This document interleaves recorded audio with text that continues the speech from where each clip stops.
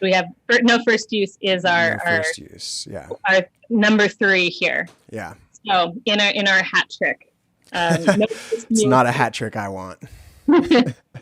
No first use is pretty self-explanatory, as you might imagine. It is basically right now the United States policy. We do not have a no first use policy. So the United States reserves the right to use nuclear weapons as we see fit. We do technically say that our mission statement is that nuclear weapons are for deterrence, meaning that they're supposed to, we have them to deter an attack, a nuclear attack against ourselves. Mm-hmm. However, our actions time and again have shown that that is not how the defense industry sees nuclear weapons, because we keep developing things like tactical nuclear weapons. We keep, expanding the number of nuclear weapons that we have. You don't need 7,000 nuclear weapons to deter a nuclear attack.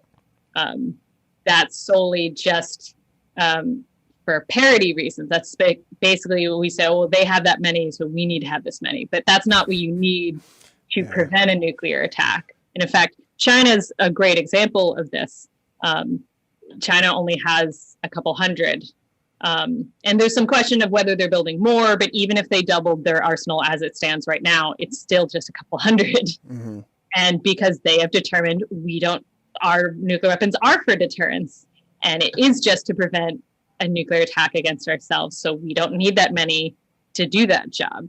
But the United States, we have several thousand, and we also are building different types of weapons. In fact, during the Trump administration, they approved within the nuclear modernization plan plans to build so-called tactical nuclear weapons, which are a smaller yield of a nuclear weapon compared to our general arsenal. But it's important to understand that when I say smaller yield, it is still hundreds of times, about 500 times larger than the largest conventional weapon, which is, you may have heard it, in the Trump administration, everyone got really excited because they used the Moab, the mother of all bombs. Yeah, I remember that. That was a big thing.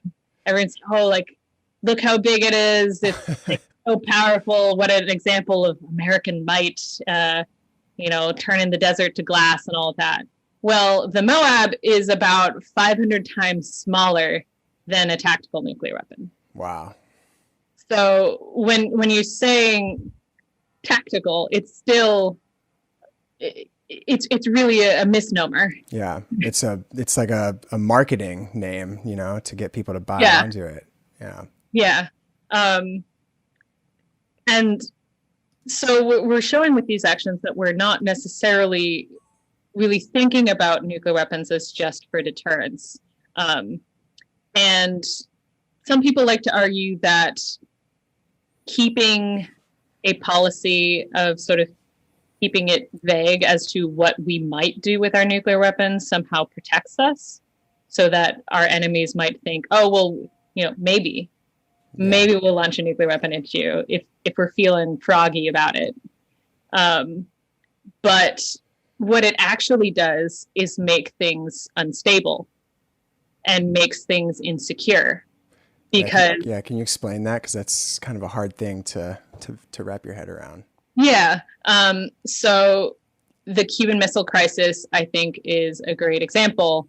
And just the general question we were talking about earlier with the Soviet Union and this total fear that both sides were obsessed with this idea that they were going to launch a surprise attack on the other country, and that we need to protect ourselves from this. And if we had a policy saying, we only have our nuclear weapons to retaliate in the case of an attack, that we won't launch them preemptively, we won't attack anyone who hasn't already attacked us with nuclear weapons, that whole problem would have dissipated. And what you're doing is you're imprinting instability into the situation, because everyone's trying to guess what the actions of the other party is going to be. And when you put guesswork into this scenario, it's incredibly unstable because there's no guarantee you're going to guess correctly. Right. And that's why situations like false alarms happen, is because you're thinking, oh, well, they could do this. Mm-hmm. And that's why situations where during the Fire and Fury debacle, during other situations in which we've had tense relations with nuclear powers, and, you know, any issues we have with Iran, where these situations are actually are compounded because there is the possibility that we're showing these other nations, oh, well, we might launch a nuclear weapon against you.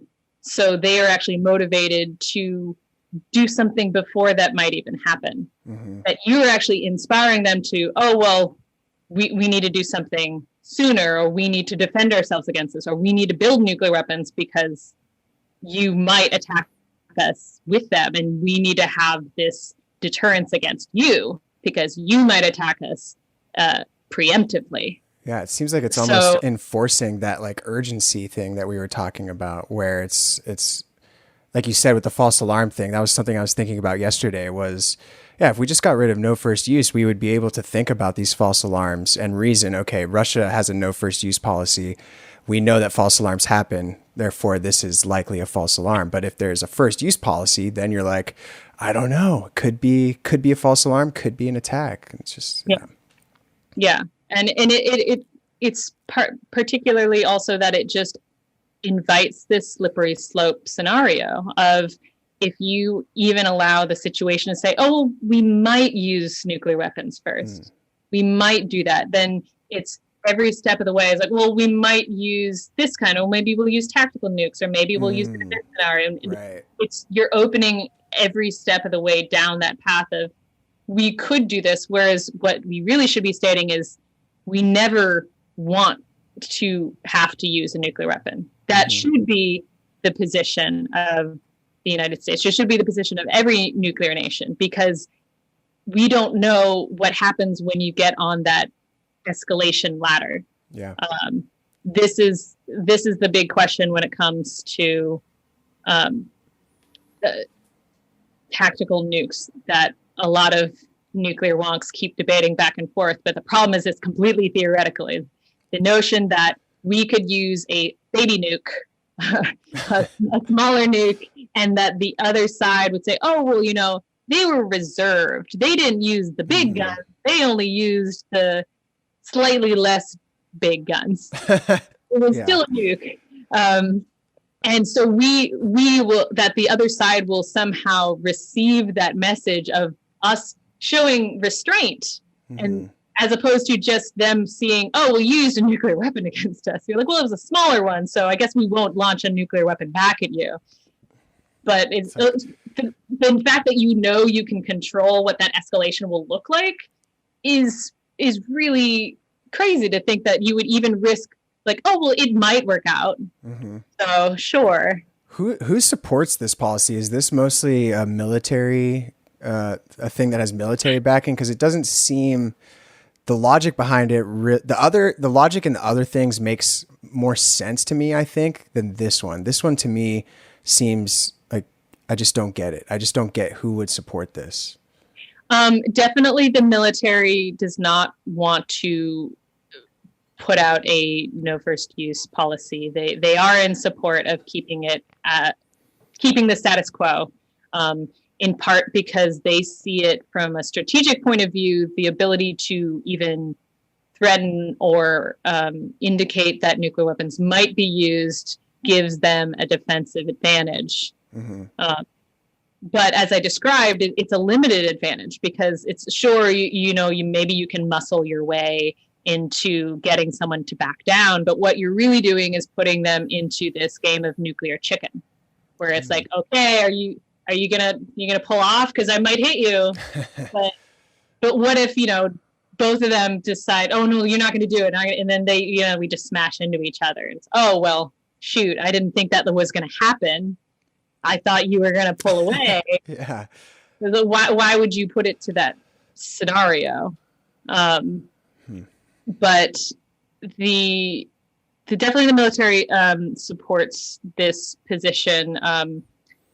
It's also been one that a lot of administrations have been reticent to change. I think for some of the same reasons, where there's just this, oh, we want to keep all the options on the table. We want to be able to keep this power. And it's the same actually with presidential sole authority, where it's, even President Obama, who by his record was actually really interested in trying to roll back some of our longstanding nuclear policies and make some substantive change here, didn't declare an end to presidential sole authority, and also didn't declare a no first use policy, which is a real shame. But part of it is, they are both pressured, but also, concerned of taking all the options off the table. Mm-hmm. What if it comes to a point where I want to be able to have this authority? It was interesting. I got to interview President Clinton for the podcast, and you can hear him in episode 2 of At the Brink. We asked him about, if you could right now, if you were president right now again, declare, and end presidential sole authority, would you do that after everything we've discussed? And, he said, oh, no, I don't think I would. I don't know if I'd go that far, is sort of what they do. And some of it is just these things have been the way it's been done for so long that I think that they're afraid of rocking the boat. Or, anyone you get to that level of power, you're not going to really want to choose to give up that authority, especially saying, oh, well, I'm giving this huge responsibility to someone else. And, well, I trust myself, but what about, I don't know if I trust Congress. And people say, oh, well, it's going to take forever. I'm like, well, maybe it should take forever to launch a weapon.